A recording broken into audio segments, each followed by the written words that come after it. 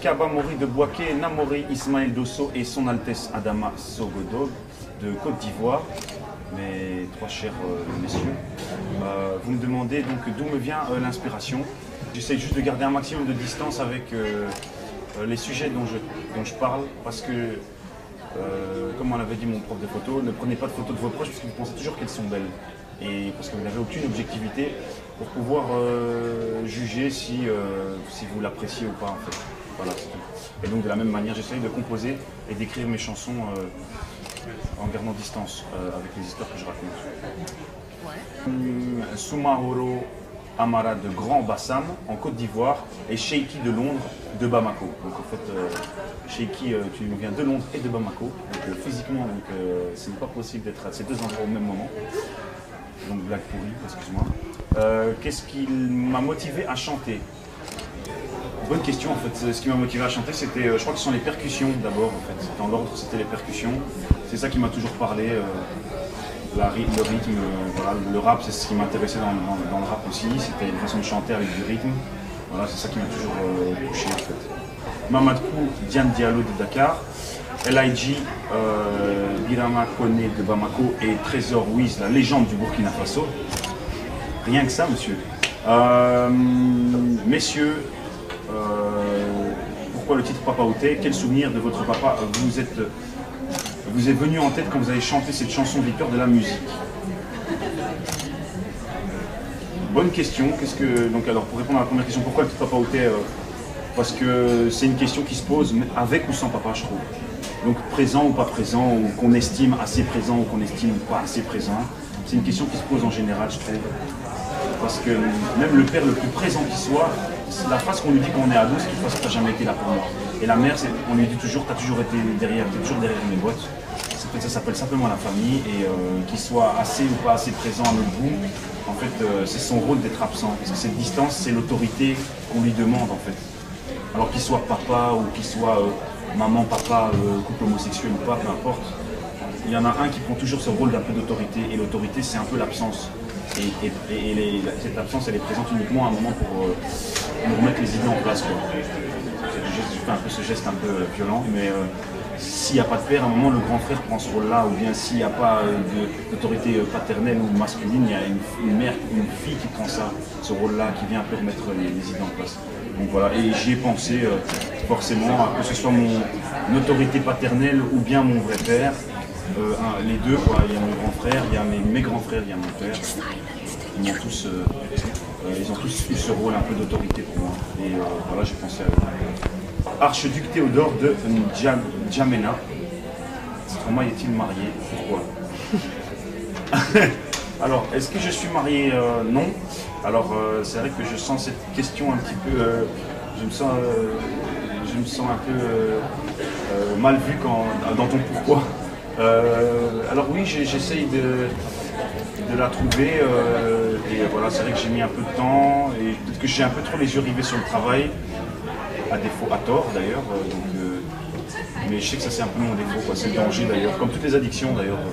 Le travail est un défaut. Enfin, l'addiction au travail est un défaut, je crois. Donc, c'est peut-être la raison pour laquelle j'ai pas trouvé ma femme. Mais peut-être que je suis en bonne voie. Et Itola Yves Assuroko de Cotonou, pardon, excusez-moi. Quels sont mes futurs projets? Évidemment la tournée, qui est tout de suite, entre autres passer par l'Afrique aussi. Et puis après seulement le troisième album. Donc c'est ça pour l'instant. On essaye de... Parce qu'on a fait beaucoup de concerts donc dans des salles à capacité petite ou moyenne. Et là maintenant on va passer dans les plus grosses, ce qui sera le cas aussi, j'ose imaginer, pour l'Afrique. On prépare tout ce spectacle-là. Et mon envie c'est de ramener aussi tout ça, tous les moyens techniques aussi en Afrique et voilà, venir avec un show de la même ampleur chez vous, mon cher. Didier Dibi de Côte d'Ivoire. Il y a beaucoup d'Ivoiriens quand même qui ont posé cette question. Comment fait-il pour avoir cette attitude de momie? Alors, cette attitude de momie, alors je ne sais pas comment est-ce que je dois le prendre, si c'est momie façon Lingala, donc en tant que fille, aussi ces momies en tant que personne figée. Donc j'imagine que c'est figé. C'est juste que j'essaye je me mobilise, quoi, voilà. Juste j'essaye de me mobiliser.